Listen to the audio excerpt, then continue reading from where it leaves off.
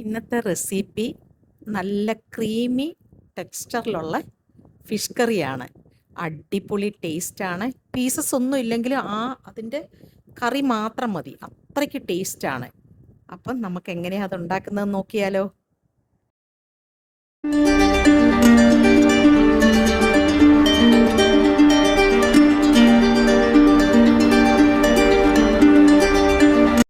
രാവിലെ മാർക്കറ്റിൽ പോയപ്പോൾ നല്ല ഫ്രഷ് ആയിട്ടുള്ള മീൻ കിട്ടി.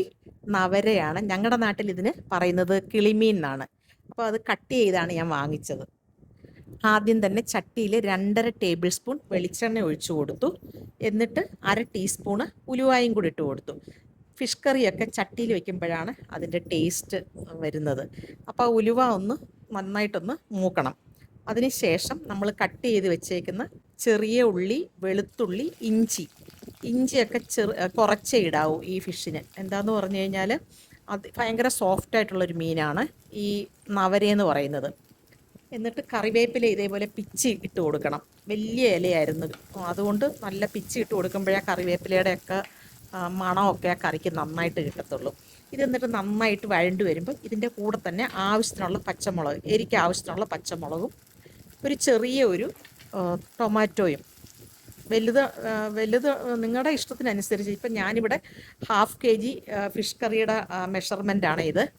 അതിൻ്റെ കൂടെ തന്നെ ആ എണ്ണയ്ക്കകത്ത് തന്നെ നമുക്ക് പുളിയും കൂടി ഇട്ട് കൊടുക്കണം.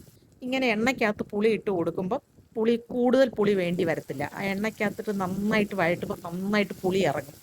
അതിൻ്റെ കൂടെ തന്നെ അതിനാവശ്യമുള്ള ഉപ്പ്, കല്ലുപ്പാണ് ഞാൻ യൂസ് ചെയ്തേക്കുന്നത്. അതിട്ട് നന്നായി എല്ലാം വഴണ്ട് വരുമ്പോൾ ഗ്യാസിൻ്റെ ഫ്ലെയിമാണ് കുറച്ച് വെച്ചിട്ട് 2 ടേബിൾ സ്പൂൺ മുളക് പൊടിയും 1/2 ടേബിൾ സ്പൂൺ മല്ലിപ്പൊടിയും 1 ടീസ്പൂൺ മഞ്ഞൾപ്പൊടിയും. നമ്മൾ മുളക് പൊടിയെക്കാട്ടിലും കുറച്ച് വേണം മല്ലിപ്പൊടി ഇട്ട് കൊടുക്കാൻ. ഈ പൊടികളെല്ലാം നന്നായി വഴറ്റിയതിന് ശേഷം പച്ചമണം നന്നായിട്ട് പോകണം. അതിന് ശേഷം വേണം നമ്മൾ എടുത്തു വെച്ചേക്കുന്ന തേങ്ങാപ്പാൽ ഒഴിച്ചു കൊടുക്കാൻ. തേങ്ങാപ്പാൽ നല്ല തിക്കായിട്ട് ഉള്ള തേങ്ങാപ്പാലാണ്. 1-ാം പാലും 2-ാം പാലും അല്ല, ഒരു ടൈമാണ് ഞാനിവിടെ തേങ്ങാപ്പാൽ ഒഴിച്ചേക്കുന്നത്. ആ തേങ്ങാപ്പാൽ നല്ല കട്ടിക്കുള്ള തേങ്ങാപ്പാൽ വേണം.